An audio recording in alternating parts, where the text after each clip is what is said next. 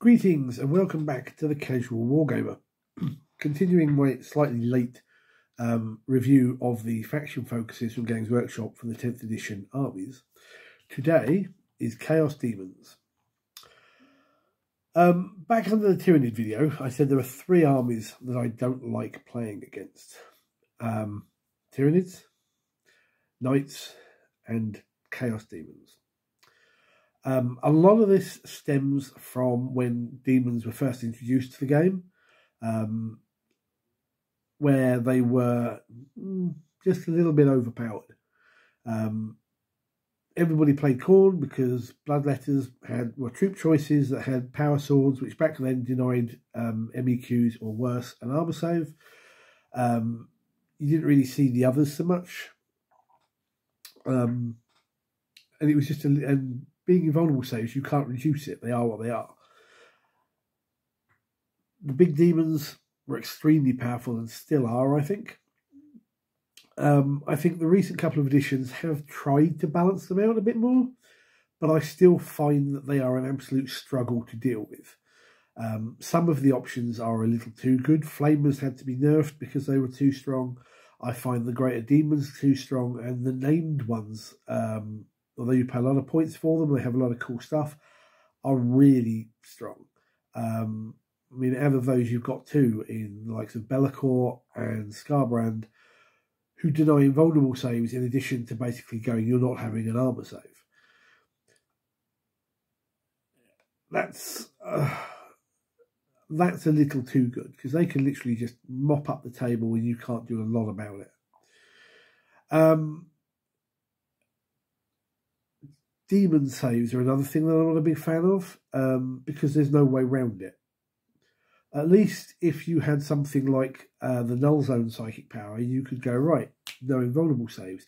Yes, that really hurt demons, but it was a good counter to them if you'd taken it. But you can't do anything about demon saves.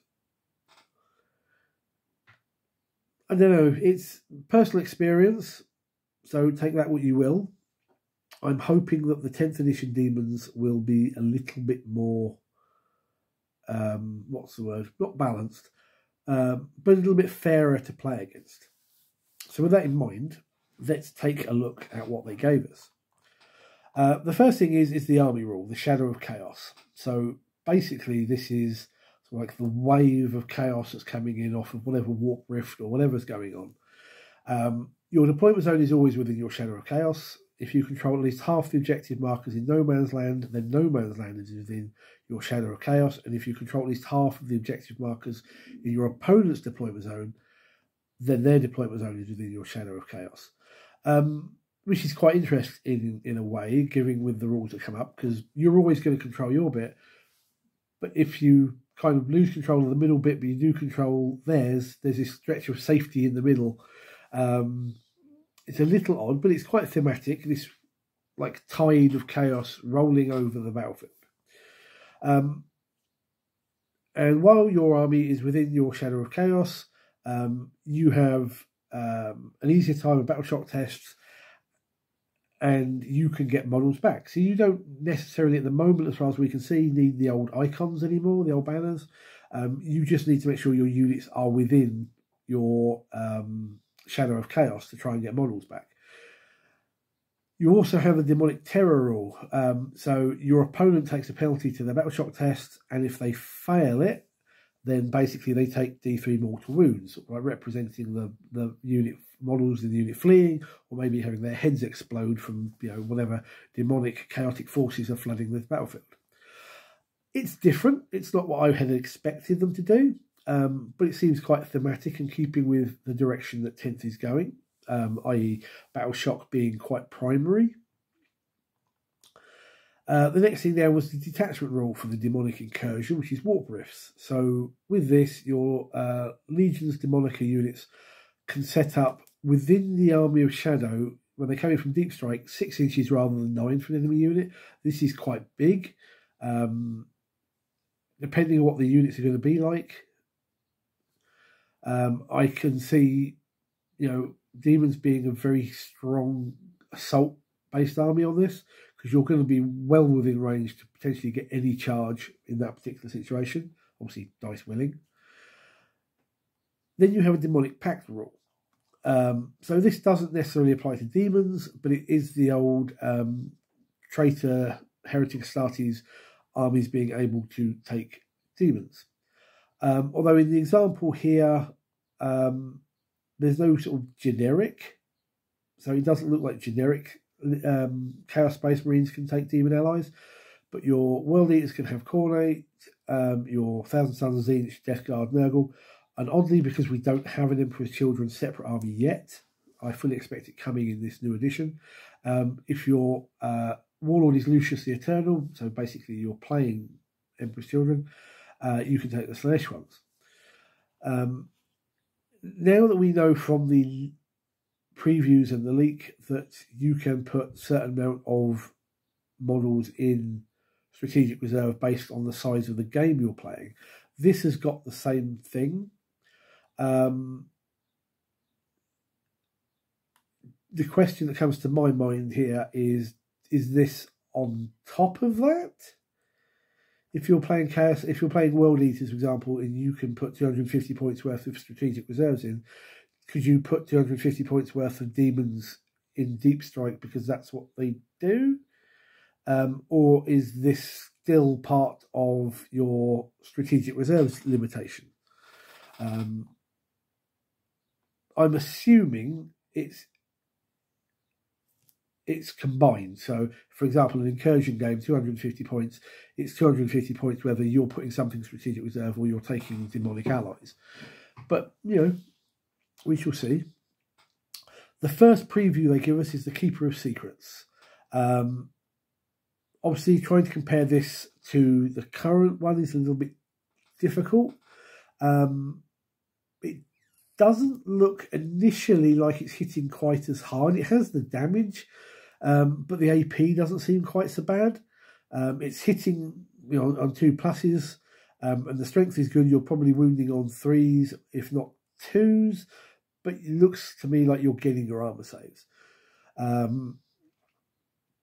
I still find it interesting that demons can effectively perils. The high-end psychic power that it's got, Phantasmagoria, as a focus witchfire ability, has hazardous.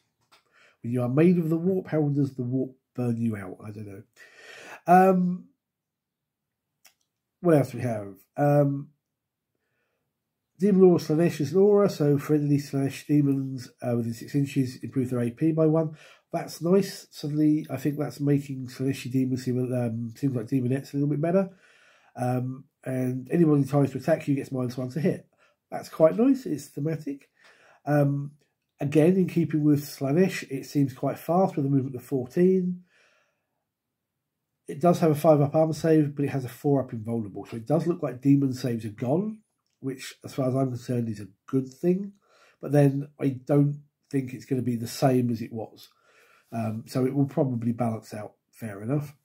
And the Keeper of Secrets has a 5-up feel no pain.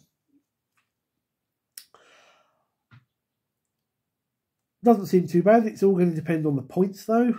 A friend of mine does play Slanesh Demons a lot. Normally he plays what we would now call an Exalted Keeper of Secrets, but I'm guessing that's not going to be a thing in 10th. It will just be a Keeper of Secrets. But we shall see. But that looks fair enough to me on that particular one. The next one is Be'lakor. And I hate playing against Be'lakor. I have another friend who plays a Disciples of Be'lakor army, and it stomps my poor Marines every time. Be'lakor looks like an absolute beast, though, here. And he should be. Let's be fair. He's going to be a sod to take down. He's going to be running through and smacking your units left, right, and centre. He's got good hits, good strength, good AP. Damage seems light. His ranged attacks are only 1 damage, even though he gets multiple attacks. They are reasonable AP, though. Well, once again, the Blade of Shadows is going to be nasty. That's going through pretty much everything it hits. And what's his special abilities? So he's got the Dark Master. So the area of the battlefield within 6 inches of him is considered within your shadow of chaos. That's quite strong. He's going to be pushing your army up the table and forcing those battle shock tests on the enemy and just sweeping through anything on an objective. That's good. He also has the same sort of things as Guilliman and the other big characters. That at the start of your battle round, you nominate one of 3 shadow form abilities. Let's take a look at these. You have Wreathed in Shadow. So while a friendly legion's demonica is within 6 inches of him, that unit can only be targeted by a ranged attack if the attacking model is within 18 inches. So it's preventing long-range fire from blasting away at your stuff.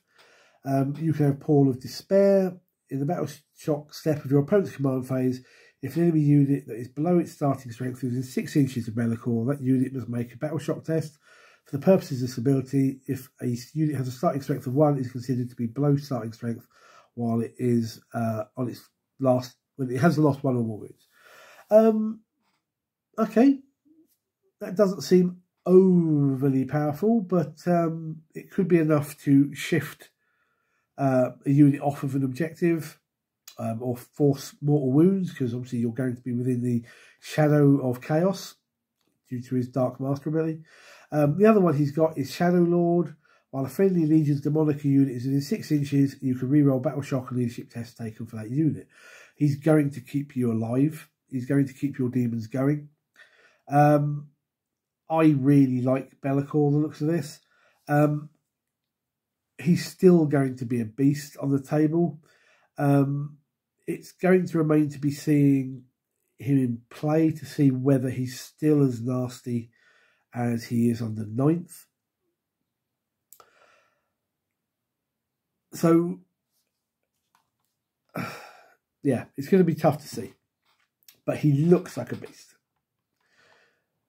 We then get a couple of weapon previews. The Bold Blade from the Great Unclean One, which looks reasonable enough. And you've got Slaughter and Carnage on Scarbrand. I can see Scarbrand being just as big a threat on the table as he ever was. He's still going to be smashing his way through things. And that's cool. We then get a stratagem spotlighted, the Corrupt Real Space. So in your command phase, 1 Legion's Demonica unit within range of the objective marker, it becomes corrupted. So basically it becomes sticky until somebody takes it off of you and is considered to be under the shadow of chaos. That's quite nice. If you really need it, in my head it seems like something that you're not going to need in every game, but it could be handy if you want to basically grab the no man's land and then move on to the opponent's deployment zone. At least you're keeping something, and it might help you push that shadow of chaos and hold the middle while you're going up. So that's quite handy. Okay, so that's all we have on the demons at the moment.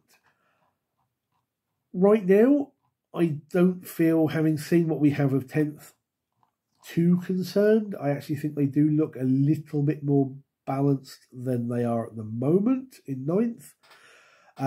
It will be interesting to see what the other units are like. For here, we've just got a Greater Demon and Bellicor. I'd like to see what the troop types are like, what Bloodletters are like, Demonettes and Plague Bearers and so forth. But so far, no grumbles. So what are your thoughts on demons? Either presently or under this preview? I would be interested to see whether you agree with me or you have your own differing opinion. Anyway, thanks for watching. Give us a thumbs up and hit the subscribe button, and I will see you in the next vid. Until then, take care. Good gaming.